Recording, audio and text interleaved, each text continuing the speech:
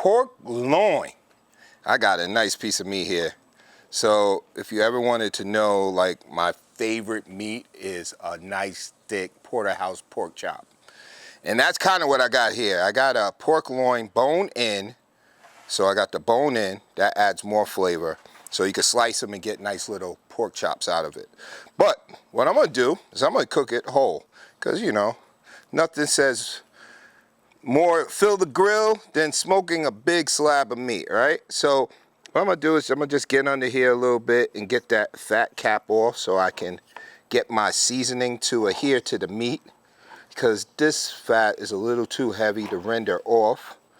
And pork is just so tasty in itself. It doesn't need too much. You have so much marbling in it, you don't really need all of that fat. So I'm gonna just trim off the excess on the outside. Nothing crazy. You could keep a little bit, but I always like to have my seasoning to adhere.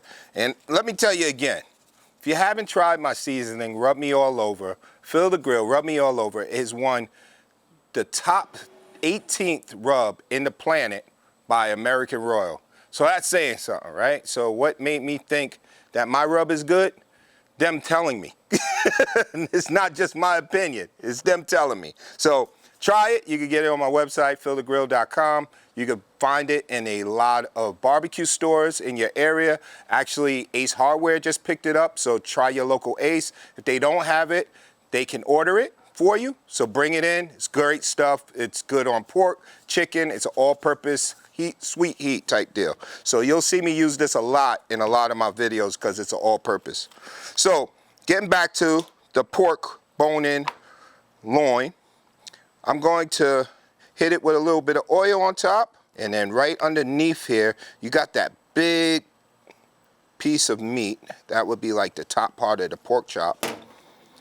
And most of the time you get tenderloin, you won't get the bone. You'll just get that over. But I like cooking with the bone because I feel it adds flavor. You know, when it's during its cook, you know, it's going to add flavor because it's going to cook as a whole piece opposed to an individual lean piece of pork loin.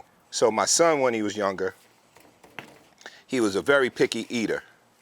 And again, I love pork, right? So we go food shopping. And he says, "You really gonna buy that? Who's gonna eat that?" I was like, "What?" He's like, "Lion?" So he thought the pork loin was lion. So I told him, I was like, "You don't like lion meat? We're gonna eat that." He cried. He told me I was feeding him lion. He told his mom. He's like, "Oh, Phil got lion." All right, that's to you, Marcus. All right, so now that we got it all nice and seasoned out, we're gonna let that sit, let that rub penetrate into the meat, sweat in, leave that for about a good 10, 15 minutes. Go light your fire, grab a cold drink. I am going to make, along with this pork loin, a peach ginger barbecue sauce with brandy. So I'm gonna bring you in the house and we're gonna do a clip of that. So while this is nice and sweating and getting ready for the grill, we're gonna make a little bit of sauce at the same time to complement that. I love pork and fruit for some reason, you know? It's like pork, fruit, that just is a great thing for me. So peach, ginger, barbecue, brandy sauce. Well, you don't get to see Phil the Grill in the kitchen that often, but I'm not scared of it, you know? I'm more than your average pit master. I could get busy in the kitchen, I could get busy outside on some grills. The reason why I brought you in here is because I'm gonna do my sauce for the barbecue. I do it on pork chops. I like to do it on pork loin. It's a peach brandy ginger barbecue sauce that I'm putting together. You gotta be very careful because you are gonna ignite a flame, but I'm gonna go through a simple technique that you'll be good to go. What I like to do is get the pot nice and hot. I don't want to burn the butter, but I do want to make it into a nice brown butter. So brown butter is a nice almondy, caramel type color butter. Once you get it to there and it's nice and hot, drop some minced ginger in there. And then kind of just, you know, move that around a little bit in your pan. It's gonna pop a little bit. Drop some nice peaches. I got some Firestone sliced. These are frozen peaches. And you could just put that in there. And if it gets too hot where you're burning, you can always turn it down a little bit. But get that all nice and worked in that butter and that ginger. You want that all to kind of melt together. Then we got like a 1/4 cup of brown sugar. And that's going to caramelize everything.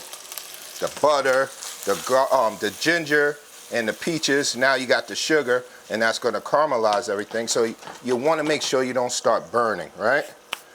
All right. So here is some peach brandy that I got, right? So peach brandy, peaches, kind of get it. We want to put like about a 1/4 cup in there. You want to loosen up that brown sugar. You want to step back, light it. Woo! And let that, see now what that fire is doing is burning out the alcohol, but it's also crisping up that peach. So you got that brown sugar now caramelizing on that peach. That's just flavor and goodness right there. And just let that burn off. So if you ever had anything that had alcohol in it, you want to kind of burn it off because then that takes the potency out of that taste. So you won't taste that brandy taste to the barbecue sauce. Just the aroma of the brandy and the barbecue sauce. And what I'm going to do here is add my favorite barbecue sauce and let that just kind of start boiling and simmer together. It's getting happy. What Emerald used to say, it's getting happy. It's getting happy in there. So you got that brown sugar, that nice caramelized peaches with the brown sugar, ginger, and now with that sticky barbecue sauce. You can't go wrong. Let that simmer on low for about 20 minutes. And let's go put that nice bone-in pork loin on the grill while that's doing its thing. So while my sauce is in there simmering, I'm gonna put this on the smoker indirect because it's a big piece. Now, if you was gonna slice those into chops, definitely put that on the direct side. Get some sear on both sides, and then you wanna move it over. But because this is a big chunk, I'm going to actually let it sit on the indirect side, lump charcoal on this side, got some wood, got some smoke, got some charcoal flavor. This is gonna be great. Woo, look at that bone-in pork loin.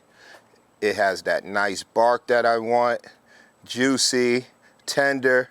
It is ready. It is ready. All right, hot hands, hot hands. Got that sauce. It's nice, just the way I want it. Peaches nice and caramelized. Sauce nice and gooey, sticky.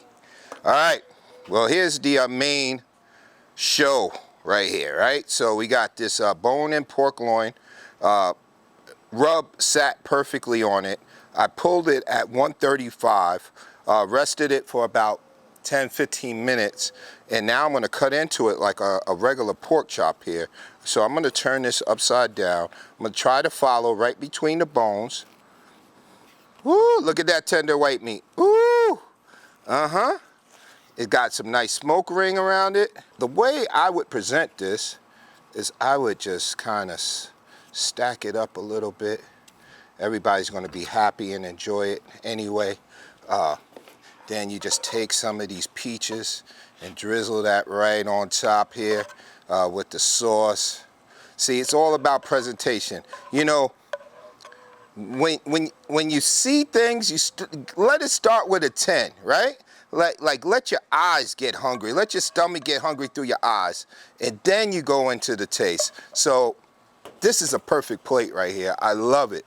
Right? You got that ginger, you got that barbecue sauce, you got that brandy on some smoked meat.